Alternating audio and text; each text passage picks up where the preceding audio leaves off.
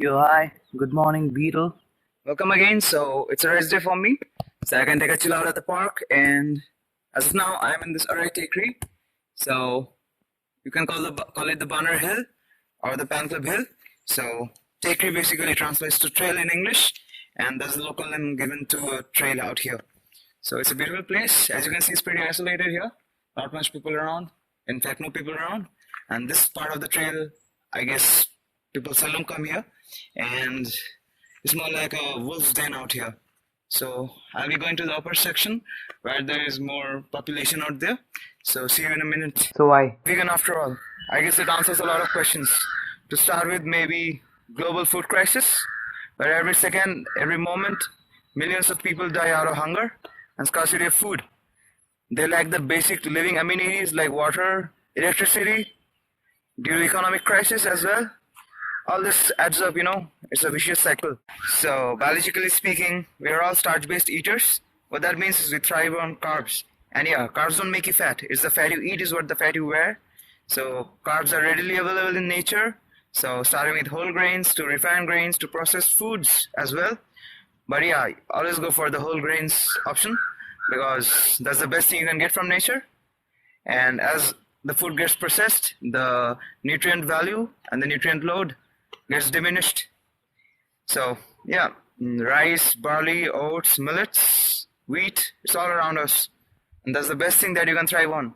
Yams, potatoes, butter squash, those are awesome things. And pumpkin, for example, is such a delicacy. There exists a very blunderous misconception that vegans only live on salads and veggies, but that's not the truth. I mean, we're all starch-based eaters. What that means is we thrive on carbohydrates. Carbohydrates to start with is everything around us.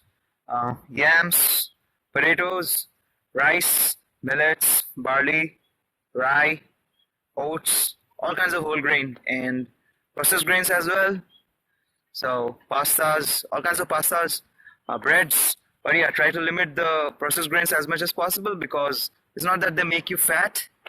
It's just that it's nutritionally stripped compared to the whole grains. And yeah, as I said again, carbs don't make you fat. It's just the fat. What you eat is the fat you wear. And all kinds of veggies like butternut squash, pumpkin. I mean, those are awesome things to eat. You can have it in the form of pie. You can have it in the form of puree. You can have it in the form of shake.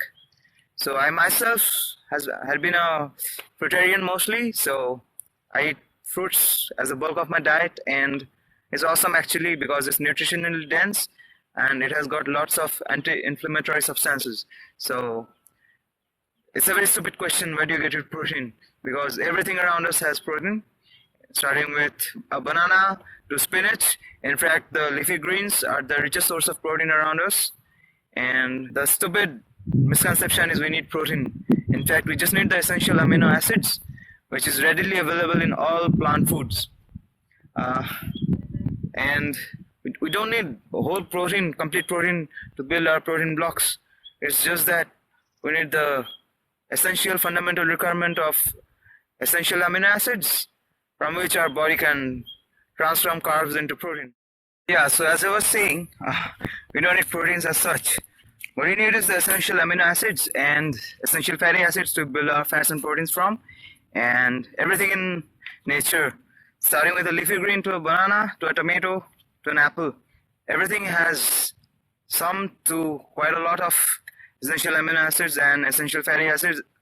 And as long as you eat what you're supposed to eat, our requirements are fulfilled. Amazing being in the middle of nature, and as you can see, there's no one around. So it's a quite tranquil and secluded experience. Quite a peace of mind, in fact. So as I was saying, the entire protein conspiracy is utter bullshit. So we need to enlighten up. What's really important for vitality and well-being is carbs and micronutrients, and yeah, that's all readily available in nature. So all exotic leafy greens to fruits and veggies, everything that's colorful around us, those are nutritionally dense and really good in antioxidants, anti-inflammatory substances. So that really help you get rid of the negative effects and free radicals that's present in our body. So yeah, I mean, our bodies are predominantly alkaline. On a pH meter, our body measures like 7.4, so that's really alkaline. And yeah, so as long as we eat from plants, we always maintain that basicity. It's just that when we resort to animal foods and deviate from nature, that we introduce acidity to our body. So as a matter of fact, carcinogenic cells, they thrive on an acidic environment. So that's really bad for us. And the best things that you can provide to your body is chlorophyll-rich substances. So that's really alkaline. And chlorophyll is basically abundant in all leafy greens that you eat. So I guess that's about it for today, and I'm done enjoying nature for quite some time. So I need to head back home right now.